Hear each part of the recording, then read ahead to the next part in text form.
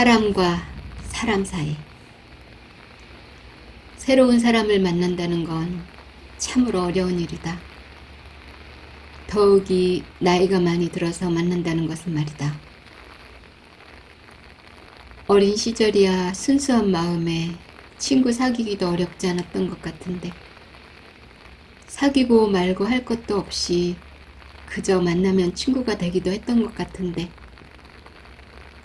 나이가 들고 보니 세월에 절친 오만과 편견이라는 친구가 스며들면서 진정으로 필요한 친구를 만들기가 정말 어려워졌다는 것이다.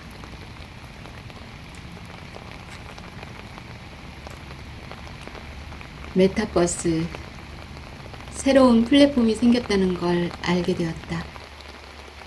호기심에 들어갔다가 신기하고 재미있어서 날마다 출근했다. 돈이 드는 것도 아니고 남아도는 게 시간이었으니까. 사실 따지고 보면 시간이 남아도는 것도 아니긴 했다. 그 시간에 무엇이라도 삶에 도움이 되는 것을 했다면 조금이라도 의미 있는 시간이 아니었을까 싶지만, 하루에 서너 시간, 8월쯤부터였을 것 같다. 그 많은 시간을 그곳에 쏟아부었다. 어찌되었든 무엇이 되었든 그 아까운 시간을 쏟아부을 만큼 매력 있는 일이긴 했다. 그곳에서 만난 참 고마운 사람들, 잊고 싶지 않은 사람들도 있다.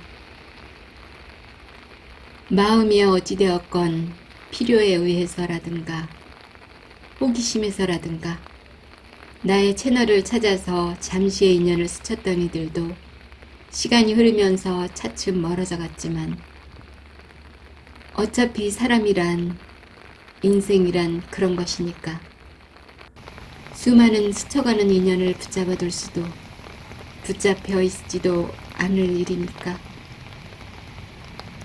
스스로 선택해서 보낸 시간들, 남은 건 없다지만 아니다. 정말 무의미한 것만은 아니었다.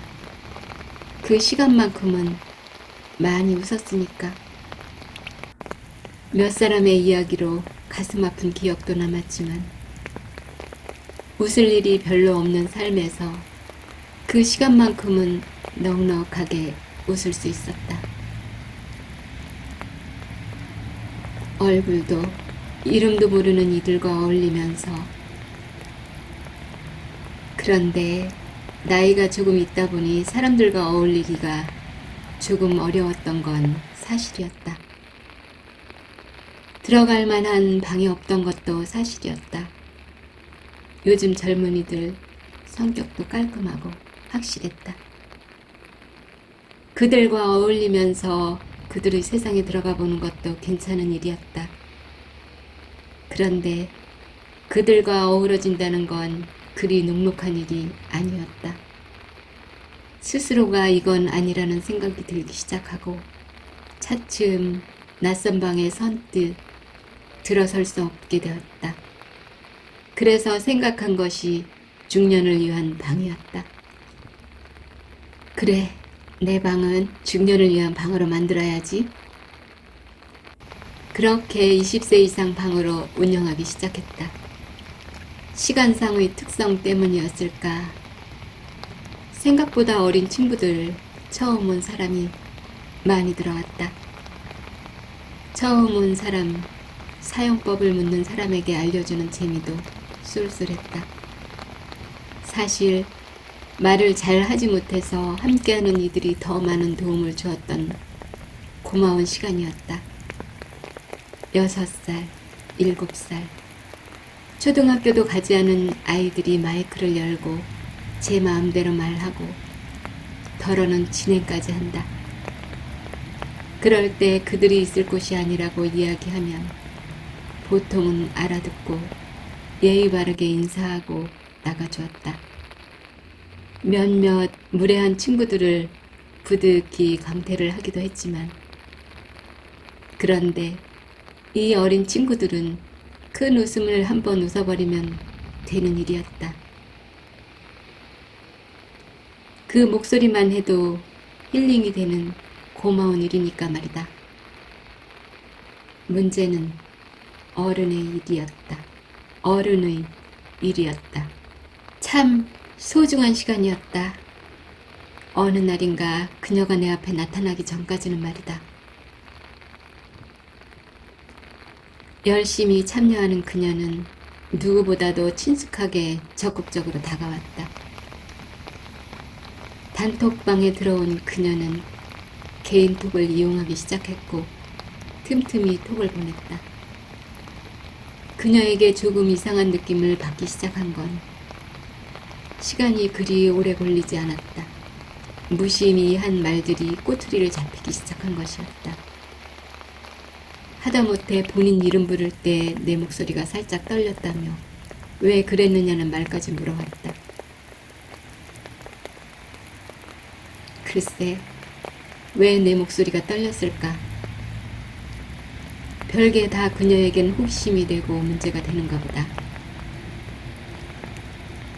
그래서 조금 아픈가 생각했다. 수시로 보내는 톡들. 그걸 어떻게 다 기억할 수가 있을까마는. 차츰 그녀는 가까이 하면 안 될 것 같다는 생각이 들기 시작했던 것도 사실이었다. 그러나 마음은 착한 여자라고 생각했다. 그만큼에서 그냥 그만큼의 거리에서 함께 걸어도 별 문제 없을 거라고 생각했다. 그래서 몇 번의 회답을 좋게 보내주곤 했다.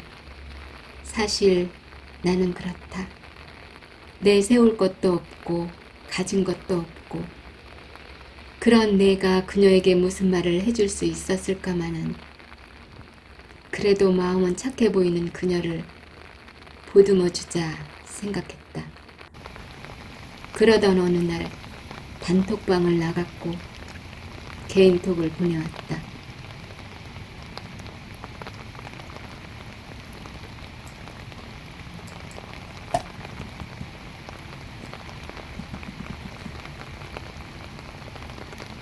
그리고 그녀는 남자 회원의 톡은 모두 차단했다며 내게 그들이 올려준 내용을 보내달라고 했다. 톡이 올라올 때마다 공유를 요구했고 별 내용 아니라고 말하고 필요한 것 외엔 보내주지 않았다. 그러면서 의문도 들기 시작했다. 그 누구도 개인톡을 사용하는 사람은 없는데 왜 그녀는 그들을 차단해야 했을까? 그러던 어느 날 느닷없이 그녀가 단톡방을 나갔고 개인톡을 보내왔다. 내용이 잘 기억나진 않지만 그녀도 좋게 인사를 보내왔다. 언제든 생각나면 다시 들어오라는 답을 보냈고 그 후 몇 번의 개인톡을 보내왔지만 일일이 답할 내용도 아니었고 사실 뭐라고 답하기도 어려운 일이었다. 필요시에 한 번씩 회답을 보냈다. 사실 그녀와 수다를 주고받을 만한 사이도 그래서도 안 될 것 같은 마음을 안고 있는 터였다. 그 며칠 후 불현듯이 이런 생각이 떠올랐다. 지금 방에서 함께하는 이들이 단톡방에서 함께한다면 그들과 비공개 방을 열어 방해받지 않는 시간을 공유할 수 있을 거라는 생각이 들었다. 그렇게 되면 어린이들의 참여도 없을 테고 그들을 설득해 내보내는 안타까운 일도 없을 것 같았다. 다음 날 방을 열었고 그녀도 들어왔다. 그 자리에서 사람들에게 말했다. 이러이러해서 단톡을 비공개로 전환하니 함께 하실 분은 들어오라는 권유와 함께 비번까지 말했다. 그런데 그 시간 이후 그녀에게선 장문의 톡이 여러 번 왔다.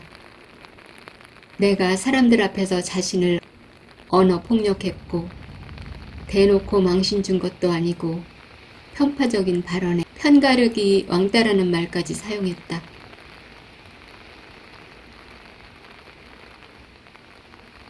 그래서 상처를 받았다고. 그녀는 참 생각지도 못할 말들을 쏟아내고 있었다. 내가 그랬을까? 나는 지금도 그 말에 동의하지 않는다. 그녀가 단톡을 나갔을 때 나는 분명하게 말했다. 단톡에 언제든 다시 돌아오라고. 그리고 그녀가 함께한 자리에서 내 생각을 말했을 뿐이고, 다른 사람들은 그녀와 나 사이의 일들을 누구도 모른 상태였다. 그 톡을 무시해버릴까 하다가 하루쯤 지난 다음에 답을 보냈다. 사실 대답할 의미조차도 찾을 수 없는 그 톡 내용에 변명 아닌 변명을 보냈다. 그런데 마지막 톡을 읽은 것인지 이미 차단한 것인지 대화 불가능 상태가 되었다고 한다. 그 다음부터 오던 사람들의 발길이 끊기기 시작했다. 현상은 눈에 띄게 도드라졌다. 처음엔 그저 그들이 들어오지 않거나 시간이 맞지 않거나 나의 랜드에 흥미를 잃어서거나 그렇게 생각하고 신경 쓰지 않았다. 몇 안 되는 단톡에서도 사람들이 빠져나갔다. 그렇게 시간이 지나면서 그녀는 다른 방에서 몇 번 마주쳤지만 요즘 말로 서로 쌩 같다. 그러면 되었다. 나는 많은 사람들과 소통하지 않는다. 두세 사람 정도 미덥할 때만 참여한다. 그땐 많은 사람들이 있어서 조용하게 참여할 수 있으니까. 그리고 심심하거나 잠이 오지 않을 때 열린 방들이 있으면 가끔 들어가 보지만 역시 있을 곳은 아닌 방들이라 금방 나와버린다. 그렇게 조금 시간이 지난 어느 날부턴가 그녀가 다른 방에서 만나면 채팅창을 통해 인사하기 시작했다. 그래, 뭐 원수진 것도 아니고 좋은 게 좋은 거지 생각하고 같이 인사하며 지냈다. 그러던 어느 날 농담이었겠지만 끝까지 남아주겠다던 사람도 단톡에서 나갔다. 아니, 메타버스를 아예 떠난다고 했다. 어쩔 수 없는 일이 아닌가. 모든 만남은 이별을 전제로 하는, 더구나 사이버 세상에서 만난 인연들 어찌 잡아둘 수 있겠는가. 잠시 시간을 공유하다가 각자 갈 길을 가면 되는 것이 아닌가. 그뿐이 아니었다. 랜드를 찾아주던 단골 인연이 몇 분 있는데 그들도 차츰 발길이 멀어지더니 아예 사라졌다. 그렇다고 아예 안 들어오는 것은 아니었다. 본인 랜드를 열기도 하고 다른 방에서 마주치기도 했다. 그래, 그동안 나의 랜드를 오래도록 찾아주었으니 이젠 보답해야지 라는 마음으로 내가 찾아가는 시기였다. 단톡의 사람들이 모두 나가버린 다음 날 그녀가 내 방으로 찾아들었다. 그녀의 방문이 별로 반갑지 않은 건 사실이었다. 나는 마음이 복잡한 것은 싫다. 현생을 살기도 버거운데 사이버 세상까지 얽히고 설켜서 스트레스 받기 싫은 까닭이다. 그녀는 내 방에서 공개적으로 사과했다. 진심을 내놓았고 그녀는 내내 나의 랜드에서 시간을 보냈다. 그렇게 방을 종료하고 몇 시간 지난 후에 나의 카톡에 이상한 일이 생겼다. 얼마 전 카톡에 이상이 생겨서 삭제하고 다시 설치하다 보니 아이디를 다른 것 열어서 지난 내용들이 모두 사라지고 최근 대화 몇 개만 남았었다. 그런데 갑자기 1년도 지난 단톡이 불쑥 폰에 나타난 것이다. 뭐지? 한참을 생각하다가 전날 그녀가 되묻던 말이 생각났다. 무슨 페이퍼라고 했어요? 그녀는 꼭 알아야겠다는 듯이 물었었다. 나는 뚜렷하게 알려주었던 생각이 난다. 그랬구나. 그녀가 그 사이트 오픈 채팅을 찾아내서 내게 공유한 것이구나. 그 단톡에는 내가 이야기했던 날 새로 들어온 사람도 있었다. 아마 그랬을 거야. 생각하면서 잊었던 단톡을 찾아주었다는 고마운 마음이 들었다. 우연이라고 생각하기엔 너무도 기이하지 않은가. 그래서 그녀일 거라고 생각했다. 다음날 그녀에게 물었다. 나는 결코 따지려는 게 아니라 고마운 마음에서 알고 싶은 거였다. 그런데 그녀의 반응은 상상 외였다. 자신은 그곳에 들어갈 일도 없고 그렇다고 몰래 들어가서 염탐하고 어쩌고 하지 않는다고 열번을 토한다. 뭐지? 나는 또 내가 뭘 잘못했나? 생각해야 했다. 그런데 한참을 듣다 보니 어이가 없다.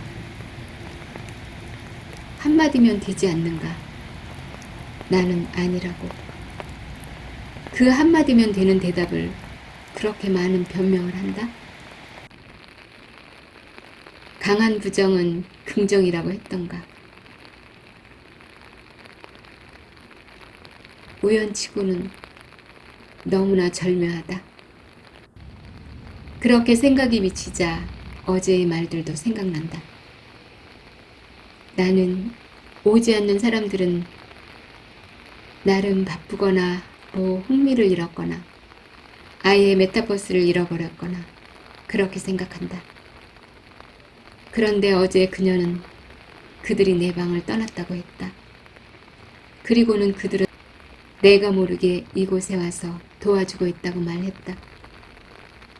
떠났을 것이라고가 아니라 떠났다고 했고, 그럴 것이라고가 아니라 그렇다고 했다. 그녀는 왜 그들이 내 방을 떠났다고 했을까? 어떻게 그렇게 단정짓고 말할 수 있을까? 또 떠났다고 치자.